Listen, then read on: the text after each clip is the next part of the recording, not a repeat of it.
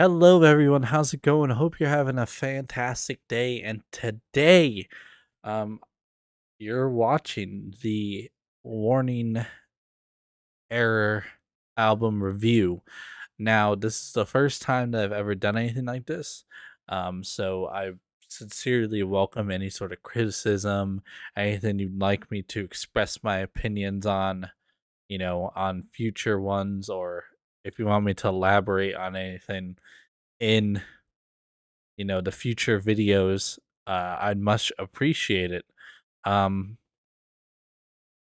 Also, it won't be just praises. Generally, in my reaction videos, I stick more to the positive. If I notice something's like really off with the song, I'll say something. But generally, I remain mostly positive. Just generally, it's what fans want, and they're not here to hear me shit on their song. So give them what they want.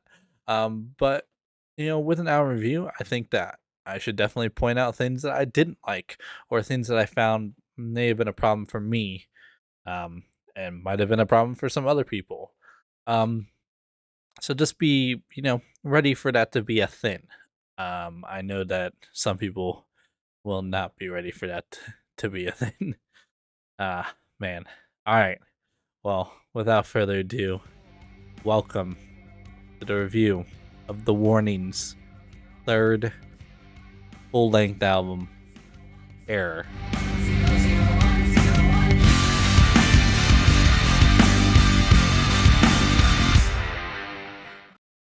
All right. So 14 tracks we're working with here. Six come from the Mayday EP that we have already heard before.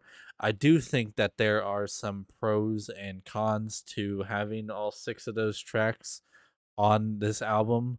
Um, I think that Mayday was a very diverse EP, and each song really lent something really amazing to the EP. And I mean the Warnings catalog and in general.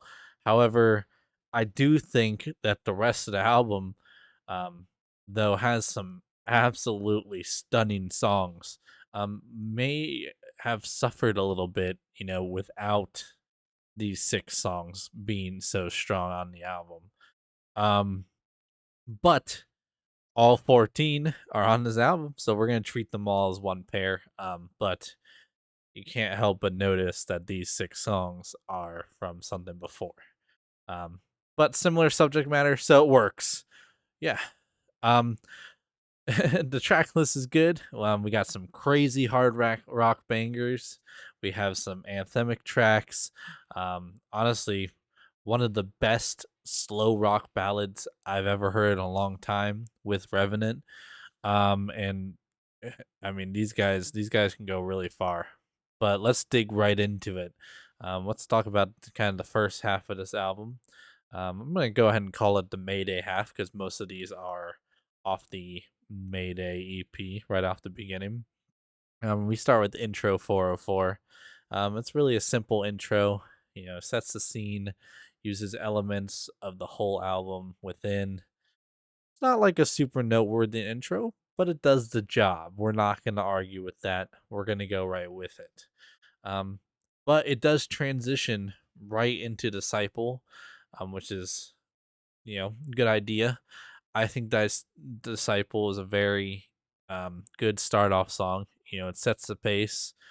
Um, Disciple has some crazy good higher register vocals on the chorus, and I love that guitar riff. It's one of my favorites that they've done so far that I've heard at least. Um, and no one can hate the message of trying to kill the system, taking digs at social media. I think it's an important message nowadays because it's been yeah, it's getting a little crazy out there. Then we go into choke. And really honestly, there's just one word that you gotta say on but about choke, and that is vocals. Oh my god. Danny's voice is absolutely crazy on this track. I remember hearing it for the first time and being absolutely blown away. Very interesting instrumental choices on this one. Um, The guitar does some very interesting melodies in really interesting spots during the verses. They have it panned over and you can hear it kind of in the background, a little higher guitar melody. I think that sounds pretty cool, you know.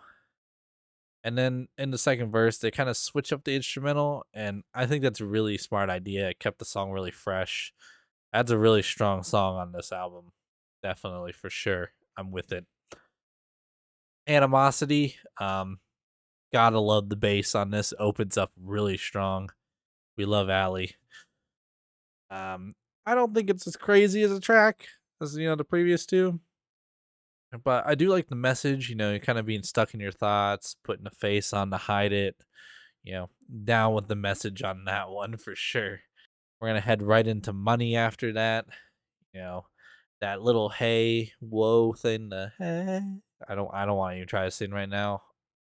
It's been a long day, but love that opening, and I mean it happens a couple times during the rest of the song, but the harmonies are crazy on those vocals. Really cool. I really love the instrumental on this song. Goes really hard.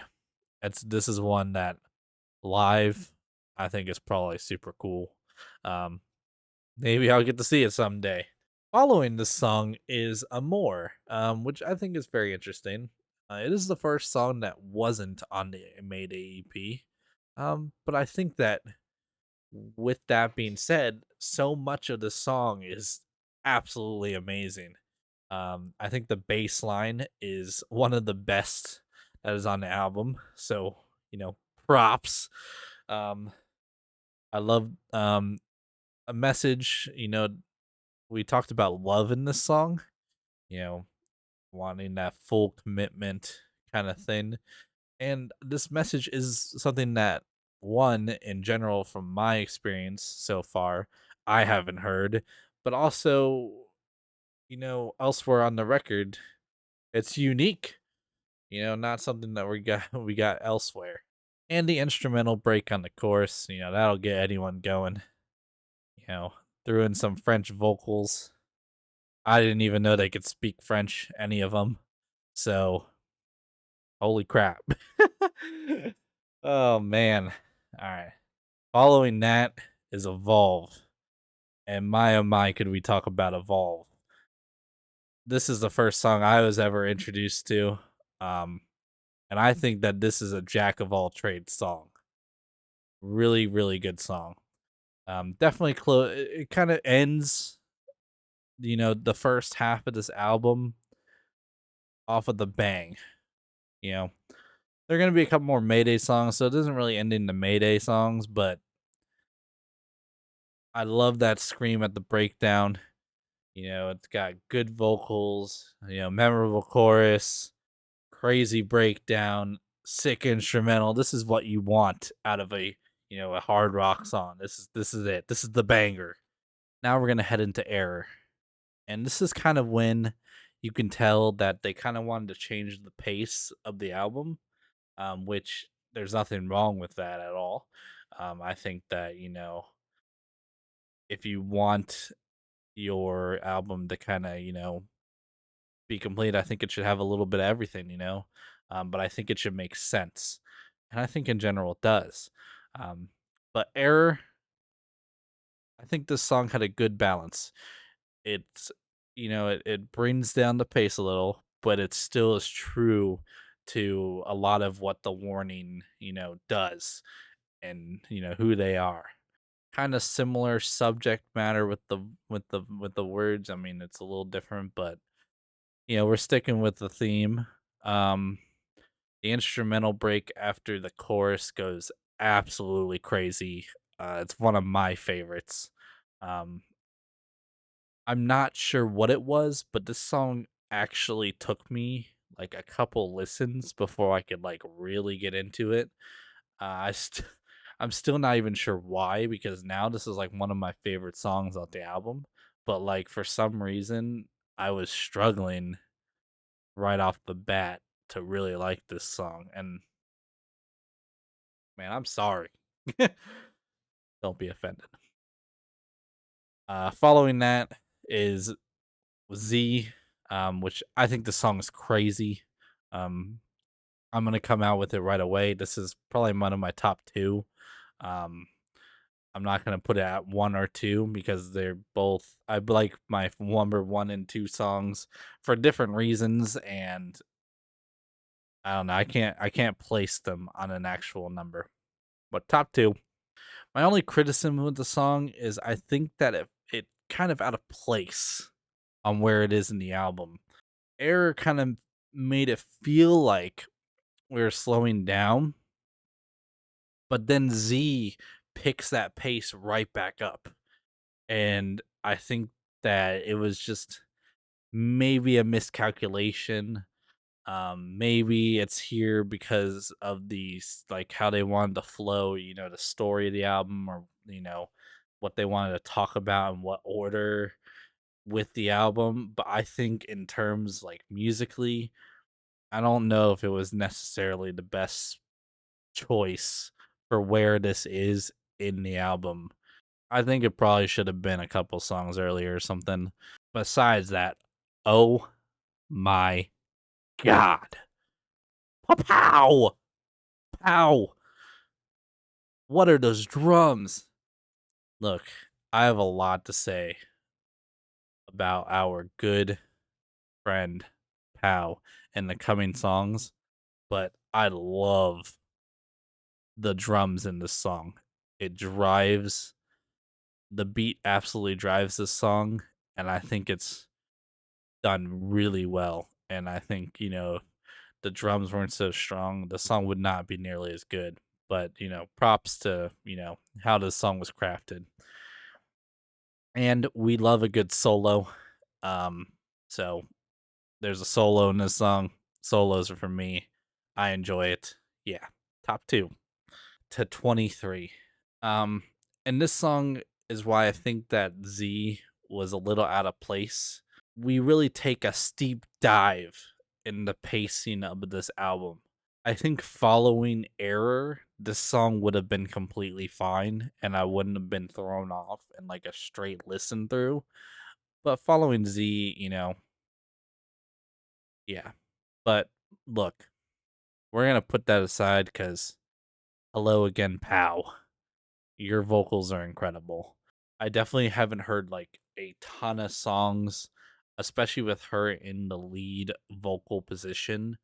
But my oh my, there's something about how she conveys emotion and the tone of her voice is really nice. And that's not discounting Danny at all, because holy crap, that that woman can sing too. But Pal's vocals are special, man. Something special. You can almost like feel the meaning of this song without even like actually registering the lyrics. And I think that's something that's really impressive, out of a track and something like that. One thing I will say, um, at this point in the album is that I had begun to notice that some of these songs had similar structures and it was starting it became to the point where you would start to notice it. So Amore, after the chorus you get an instrumental break. After Error, after the chorus you got an instrumental break. Happens on Z2, and even on this song you get the chorus or the hook or whatever you want to call it, and then you get an instrumental break. And that I think that, you know, that kind of hurts after a while. Like you can only hear the same thing over and over again so many times. Now I know stylistically each song was different, in terms of, feel, emotion, vibe, but structurally songs are very similar. And if I can, notice that, I think it lends, I think that might not be necessarily the best thing, especially when your first like half is pretty unique in how it's done.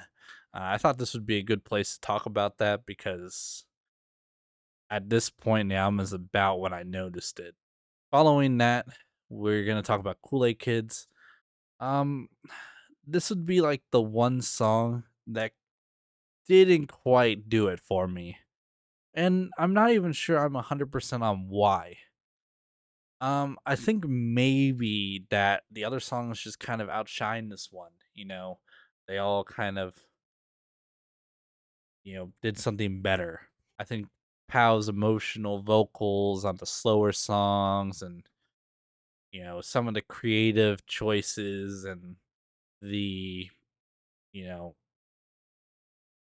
wonderful uses of you know what they do best just kind of make this song feel outshined. That's not to say that this song isn't good and doesn't have its own things that are done very well. I think that that like kind of like clanking industrial noise at the beginning of the song is kind of cool. And then I think the songwriting, the lyrics are, pretty unique, and I think they're pretty clever. But I think that this song does good. Just the other songs do better. Um, and I mean, I don't want to, hurt anyone's feelings. That's just my opinion. We got to talk about Revenant. Revenant. This is the one. This song's crazy. My first listen through, I had absolute shivers going through my spine on this one. I think that there are so many creative and artistic choices that are done right, and that's what makes these three girls so good. Hal's vocals really shine in this kind of a song. Her tone lets you feel the emotion. I think the use of the acoustic guitar lends a very interesting feel in this song and something that's really unique, very unique, especially with the other songs that it's up against. I love how the electric guitar helps build the track to a very interesting climax. Um, and then Pow has these breathy vocals that close out the track, and it's absolutely perfect. This song was done very well. Like, I don't even know where this song came from. This song's crazy. Incredible. Top two. Top two. Close off the album, we get Martirio. Um, I almost wish that the last song ended off the album, but this is a great choice also. Just an absolute anthem of a track, composed super well. Incredible belting vocal from Danny at the end, and a super cool solo to top it off. And honestly, the chant, like you can hear a crowd, a big stadium crowd chanting that um that chant at the end or throughout the whole song. You can hear it. You can already hear it. Absolutely crazy. And then there's a bonus song called Breathe right at the end. I think it suits well for a bonus track. I'm not going to talk about it too much. It's very stripped down, very emotional, craziness, pow, like holy crap. And then you can tell it was made simply, but it's perfect. It's almost perfect for what we were going for on that track. Um Overall, I do think that this album is what, you know, the warning, pretty much them doing what they do best. Now, I do think that there were some issues, um some repetitiveness, we were getting into towards the end. Um Maybe some not the best, you know, pacing decisions. But these guys have cracked the code. They know what they're doing. They're gonna do amazing stuff in the future. This is gonna be crazy. If you want me to give it a score out of 10, I think this is a solid 9 out of 10. I do think that, you know, they're gonna make something better. Don't want a 10 out of 10 this. I think that there's going to be something even crazier in the future. So I will save it. But amazing job. Crazy. Crazy. I just realized I talked about, this album and all the songs for like almost 20 minutes. Um, I appreciate you watching this. It means a lot to me. I'm going to perfect this and try to do some of the other stuff that I've already heard. Just for fun. Looking for something else to do. Um, but I would love to talk about the songs and, anything disagreed with in the comments. Please like this video if you enjoyed. Um, I want to see if I should keep doing something like this in the future. And yeah, thank you so much for watching. I'll see you on the next one. Bye.